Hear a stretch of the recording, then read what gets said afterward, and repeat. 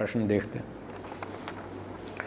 ऋषि, मुनि, महर्षि, योगी, स्वामी इत्यादि पदों में क्या भेद है और किसी मनुष्य को ये पद देने की योग्यताओं का आधार क्या है?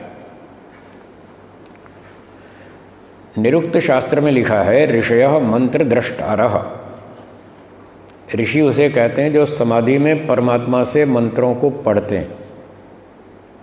जैसे स्कूल में विद्यार्थी अध्यापक से पढ़ते हैं ना, सामने सामने बैठकर, ऐसे जो लोग समाधि लगाकर समाधि में ईश्वर को गुरु बनाकर स्वयं विद्यार्थी बनकर उससे वेद मंत्रों को पढ़ते हैं, उसको बोलते हैं ऋषि। ठीक है, ये परिभाषा महर्षि यास्क जी ने निरुक्त शास्त्र में लिखी। और ऋषियों में थोड़ा और ऊंची कैटेगरी का हो तो उसको महर्षि कह देते। ठीक है, जैसे कोई बीएससी है, कोई एमएससी है, तो थोड़ा सा उनमें अंतर होता है योग्यता में। कुछ और ऊंची योग्यता हो तो महर्षि कह देंगे। योगी, जो योग समाधि लगाए वो योगी। योगश्चित्त वृत्ति निरोधा, जो समाधि लगाए वो योगी है। बिल्कुल होगा। योगी छोटा स्तर है, ऋषि ऊंचा स्तर है। जो ऋषि होगा योगी तो होगा ही, पर जो योगी होगा वो आवश्यक नहीं है कि ऋषि भी हो।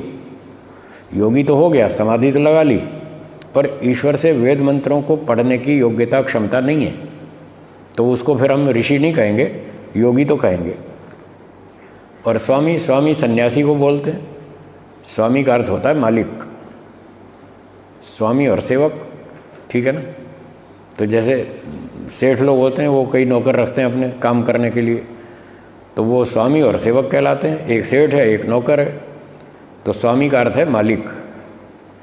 तो किसी सन्यासी को स्वामी शब्द बोलते हैं, इस शब्द से संबोधन करते हैं। तो जो सन्यासी हो उसको स्वामी मित्रेश्वरानंद जी, स्वामी शंकराचार्य जी, स्वामी दयानंद सरस्वती जी, इस तरह से। तो ये स्वामी हैं, ये मालिक हैं। किस चीज़ के मालिक हैं? अपने मन के मालिक। ठीक है। सन्यासी जो होता है वो अपने मन का मालिक होता है, वो अपने मन का राजा होता है। दूसरों की स्थिति क्या है? साहब ये मन नहीं मानता, मन बड़ा चंचल है, हमको भटकाता रहता है, हमको घसीट ले जाता है, तो वो मन के पीछे घिसटते रहते हैं। और जो स्वामी होता है वो मन को अपने नीचे घसीटता है, वो मन का राजा होता है। वो कहता है मैं जो चाहूँगा मेरा मन वही करेगा। वो अपने मन के मालिक हैं, इसलिए उनको स्वामी शब्द से संबोधित किया जाता है। अब ये पद देने का आधार क्या है? तो आधार उसकी योग्यता है। अब योग्यता का परीक्षण कौन करेगा? वो गुरु जी करेंगे। जैसे यूनिवर्सिटी में डिग्री दी जाती है, किसी को एमटेक की डिग्री, किसी को एमएससी की, किसी को एमडी की डिग्री, किसी को एमएस की डिग्री, कौन देता है? जनता देती है, यूनिवर्सिटी। यूनिवर्सिटी का अधिकार है, वो परीक्षा लेती है, फिर उसकी योग्यता चेक करती है, फिर उसको डिग्री देती है। ऐसे ही कोई योग्य विद्वान हो, गुरुजी हो, वो परीक्षा लेता है। कानून तो ये है। आजकल तो लोग ऐसे ही लाल कपड़े करके साधु बन जाते हैं, वो तो नकली बहुत सारे घूमते हैं, उनकी बात नहीं कर रहा मैं, सिस्टम की बात कर रहा हूँ। सिस्टम ये है कि जैसे यूनिवर्सिटी परीक्षा लेकर फिर डिग्री देती है, तो सिस्टम ये है कि गुरुजी किसी की परीक्षा लेंगे विद्यार्थी की, और अगर उसमें वो योग्यता मिलेगी तब वो डिग्री देंगे कि आज से आपको सन्यास की दीक्षा दी जाती है, अब आपका नाम स्वामी चित्तेश्वरानंद जी है, आज से आपका नाम स्वामी रामेश्वरानंद जी है। तो इस तरह से डिग्री दी जाती है योग्यता देखकर। योग ऋषि भी होते हैं क्या? योग ऋषि कोई इतिहास में सुना नहीं हमने, ऐसा कोई योग ऋषि होते हों ऐसा कोई इतिहास में सुना नहीं। हाँ, वर्तमान में फिर वो तो कोई भी दे देता है, वो अलग बात है। चलिए अगली बात है,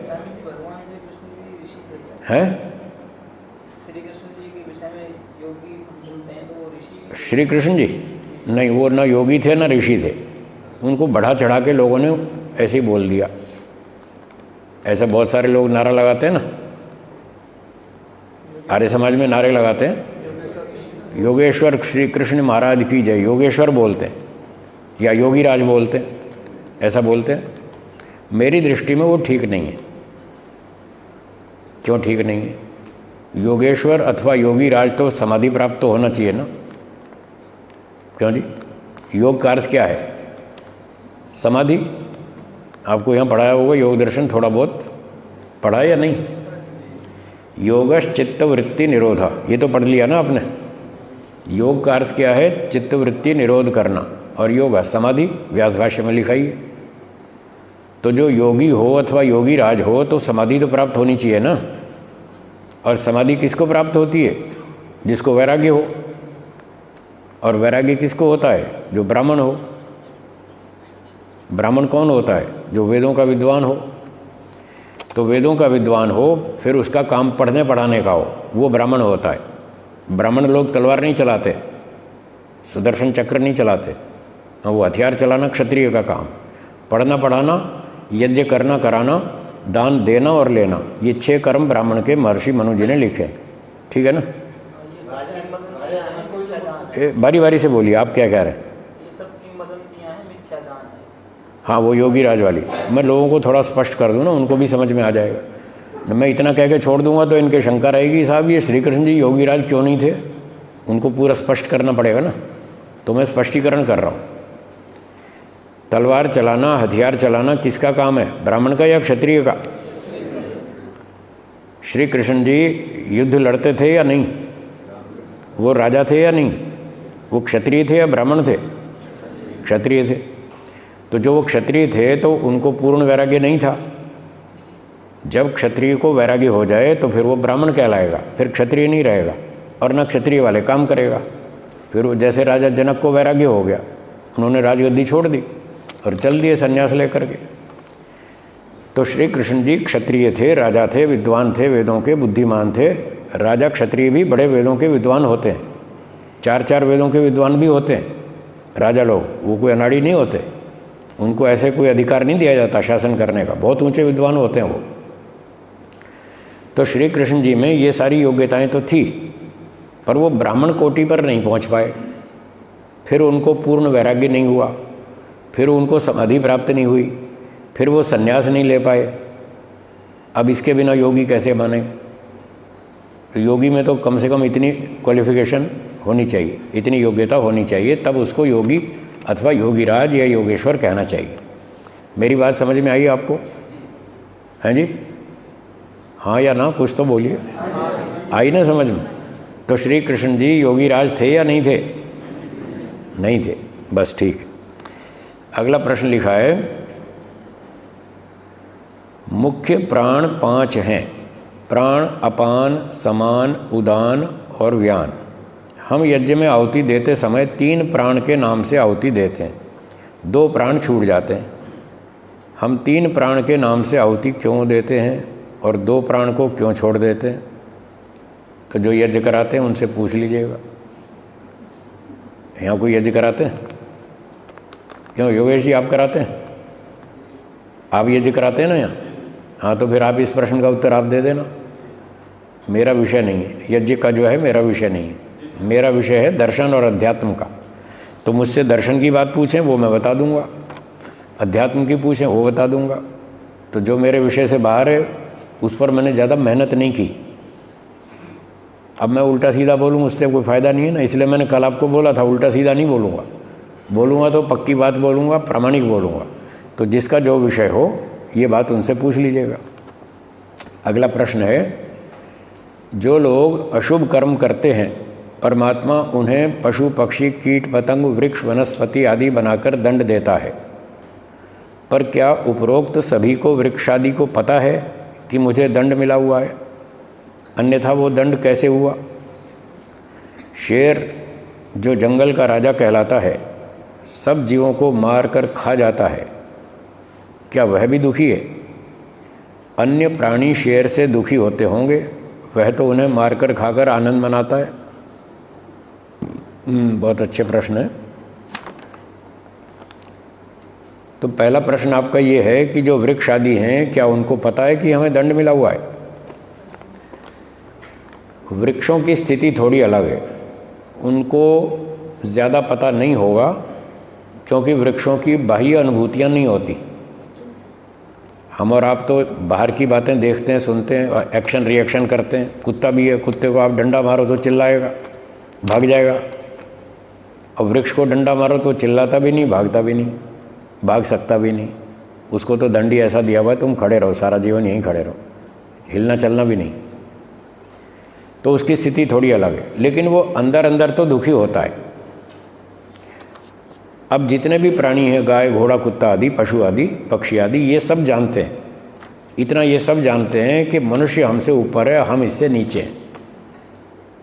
आपको क्या लगता है? ऐसा ही इनको आप अध्ययन करें, ध्यान से परीक्षण निरीक्षण करें, तो आपको इनके व्यवहार से पता चल जाएगा कि ये सारे प्राणी मनुष्य से डरते हैं, और जहाँ भी मनुष्य आ जाए वहीं से भाग लेते हैं अपनी रक्षा करके। सारे के सारे प्राणी डरते हैं, क्योंकि भगवान ने इनको इतना समझा रखा है कि दुनिया में सबसे खतरनाक प्राणी मनुष्य है, ज़रा इससे बच के रहना। चालू भाषा में कहें तो इससे पंगा मत लेना, नहीं तो छोड़ेगा नहीं। ठीक है, इसलिए मनुष्य से सारे डरते हैं और सब अपने आप को मनुष्य से छोटा मानते हैं। आप लोग घर में फंक्शन मनाते हैं, पार्टी मनाते हैं, खाते पीते, नाचते गाते, डांस करते हैं, बढ़िया बढ़िया भोजन खाते हैं, कुत्ता बेचारा यूँ देखता रहता है, मुझे भी दे दो थोड़ा सा। वो आके आपकी रसोई में घुस के नहीं खा सकता, ना उसके पास इतनी बुद्धि है, ना हाथ पैर है, ना अपनी रसोई बना सकता। बस वो बैठा है, कुछ दे दोगे तो खा लेगा, नहीं तो बैठा है चुपचाप। इधर उधर भटकते रहते हैं कुत्ते गाय घोड़े, कहीं मिल गया तो खा लिया, नहीं तो भूखे मरो। तो ये सब जानते हैं कि मनुष्य हमसे ऊंचा है और हम इससे नीचे हैं, इतना समझते हैं। पर ये इतना नहीं समझते कि हमने चोरी की थी, डकैती की थी, रिश्वत ली थी, घोटाला किया था, तंग किया था, निंदा चुगली की थी। इन कर्मों की वजह से हमको बैल घोड़ा सूअर हाथी बंदर बनाया गया, ये इनको नहीं पता। तो आप कहते हैं जब इनको पता ही नहीं तो ये सुधरेंगे कैसे? कई लोग पूछते हैं जब इनको पता ही नहीं कि हम किस कर्म का फल भोग रहे हैं तो ये कैसे सुधरेंगे? इसका उत्तर है ये गाय घोड़े कुत्ते बन करके नहीं समझ पाएंगे कि हमने रिश्वत ली थी, हमने चोरी की थी, हमने डकैती की थी, हमने निंदा चुगली की थी, जिसकी वजह से हमको सूअर कौवा बनाया गया। पर दुख तो भोग ही रहे हैं, अपने आप को मनुष्यों से घटिया समझ रहे हैं, इतना तो दंड मिल ही रहा है, इतना तो वो समझ रहे हैं। तो अब अगली बात यह है कि वो तो प्राणी नहीं समझेंगे कि हमने क्या पाप किए थे जिसकी वजह से हमको ऐसा बनाया।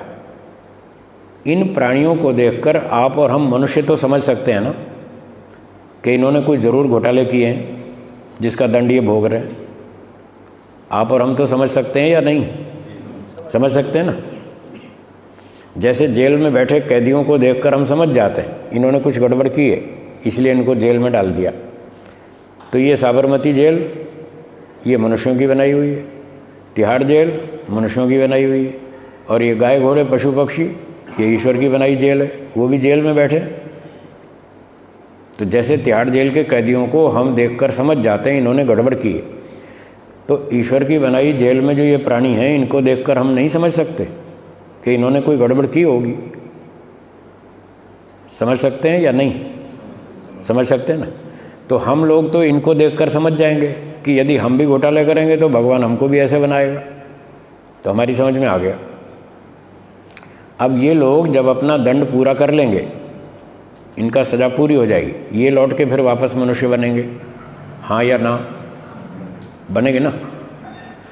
जब ये लौट के मनुष्य बनेंगे तब किसी और कुत्ते गधे को देखेंगे और तब ये भी ऐसे ही सोचेंगे जैसे हम सोच रहे हैं।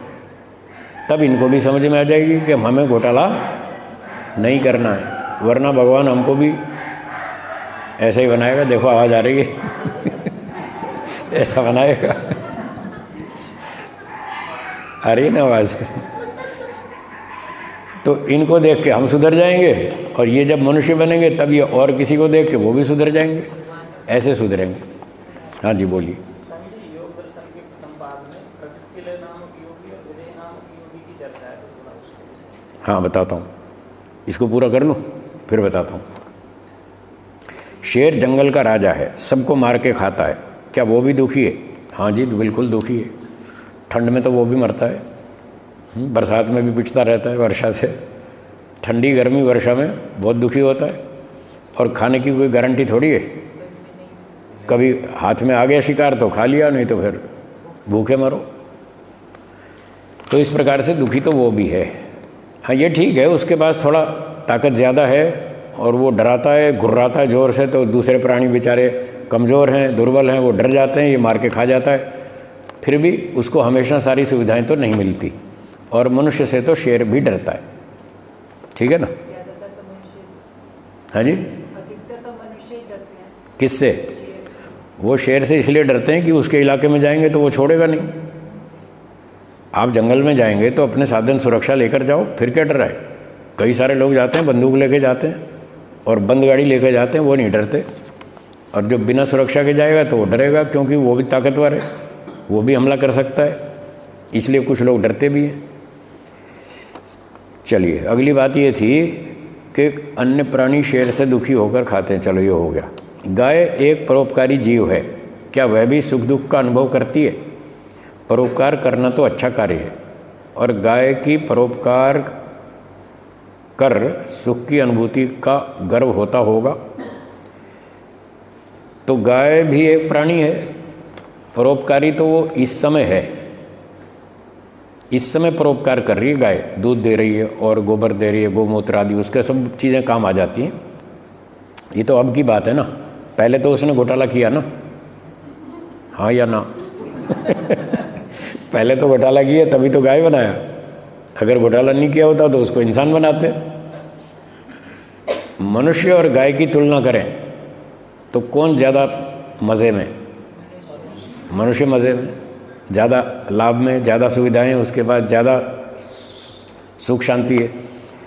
तो इससे पता चलता है कि जो गाय बनाया गया जिसको, उसने पिछले जन्म में कुछ तो गड़बड़ की है और लोगों से कम की है, इसलिए उसको अच्छा शरीर दे दिया गाय वाला। अब ये तो ईश्वर की कलाकारी है कि वो जब दंड देता है तो वो मल्टीपर्पज़ काम करता है, प्राणियों को दंड भी दे दे और उनसे लाभ भी ले ले। इसलिए गाय ऐसा प्राणी बनाया जिससे मनुष्यों को बहुत सारे फायदे भी करवा दिए, उसका दंड भी हो गया। घोड़े को भी ऐसे बनाया, सारे प्राणी ऐसे। कुछ प्राणियों का लाभ तो हम समझते हैं, कुत्ते से क्या लाभ है, घोड़े से क्या लाभ है, गधे से क्या लाभ है, हाथी से क्या लाभ है, और कितने लाखों प्रकार के जीव हैं, सबका लाभ हम नहीं जानते।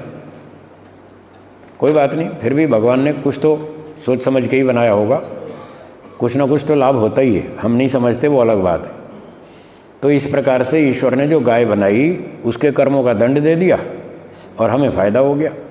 और अब जो वो फ़ायदा पहुंचा रही है, दूध दे रही है और सेवा कर रही है जो भी, तो इसका उसको थोड़ा पुण्य भी मिल जाएगा, इसका उसको थोड़ा पुण्य भी मिल जाएगा। ये तो फिर व्यवस्था बना दी ईश्वर ने, इसलिए वो काम कर रही है। वैसे अपनी इच्छा से कोई गाय नहीं आती, लो जी मेरा दूध निकाल लो, अपनी इच्छा से कोई गाय नहीं आती, ये तो हम ज़बरदस्ती ले लेते हैं उससे। घोड़ा कभी नहीं कहता आओ जी आओ मुझ पे सवारी कर लो, मैं आपको ले जाता हूँ आपकी मंजिल पे, घोड़ा कभी नहीं आता।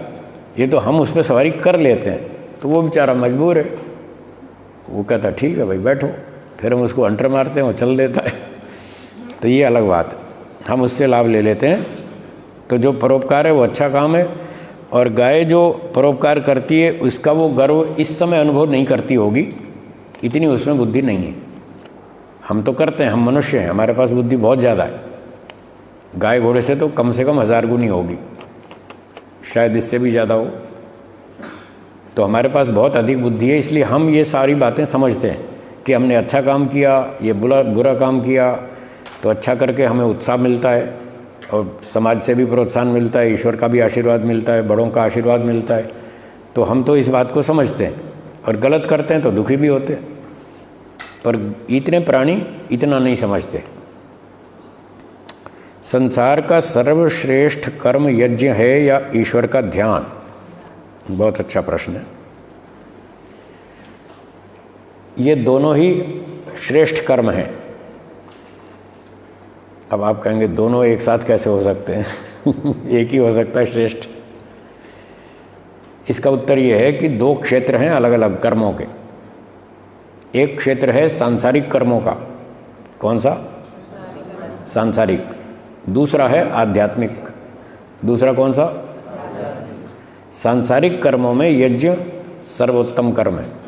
यज्ञों वही श्रेष्ठतमम कर्म, शतपथ ब्राह्मण में लिखा है, ठीक है ना। तो सांसारिक जितने भी काम हैं, हैं, भूमि का दान करो, अन्न का दान करो, पानी पिलाओ, गौशाला चलाओ, अनाथालय चलाओ, इनमें सब में बढ़िया यज्ञ करना सांसारिक कार्यों में। और जितने आध्यात्मिक कार्य हैं उनमें ईश्वर का ध्यान सबसे उत्तम है। इसलिए दो अलग अलग क्षेत्र हैं, ये दोनों ही कर्म अपने अपने क्षेत्र में उत्तम है।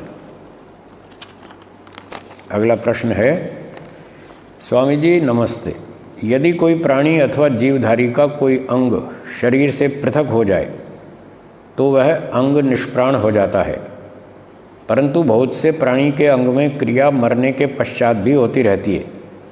जैसे छिपकली की पूँछ कुछ मिनट तक तड़पती रहती है, हिलती रहती है। जानवरों के सींग मृत्यु के पश्चात भी कुछ महीनों तक बढ़ते हैं। इनमें कौन सा प्राण काम करता है?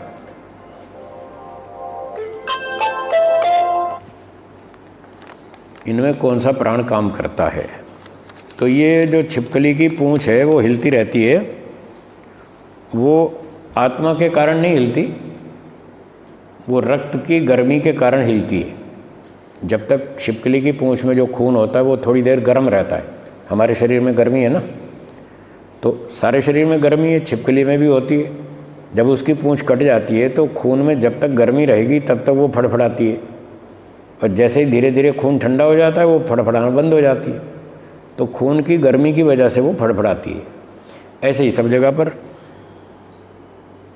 और जो जानवरों के सींग बढ़ते रहते हैं ये तो मुझे नहीं मालूम, किसी जानवरों के डॉक्टर से पूछिएगा बढ़ते हैं या नहीं, उसका सब्जेक्ट है, वो बताएगा। उसके बारे में मुझे जानकारी नहीं है। और बढ़ता भी होगा तो इसी कारण बढ़ेगा, कुछ गर्मी होती होगी जिसकी वजह से उसमें क्रिया प्रतिक्रिया चलती है। वो जैसे जैसे वो गर्मी ठंडी होती जाएगी वो सींग की प्रक्रिया भी बंद हो जाएगी।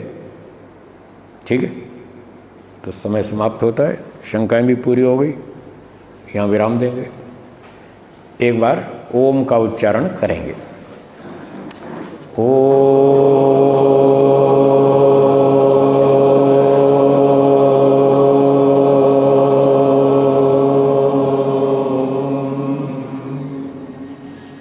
बोलिए सर्वेभ्यो नमः।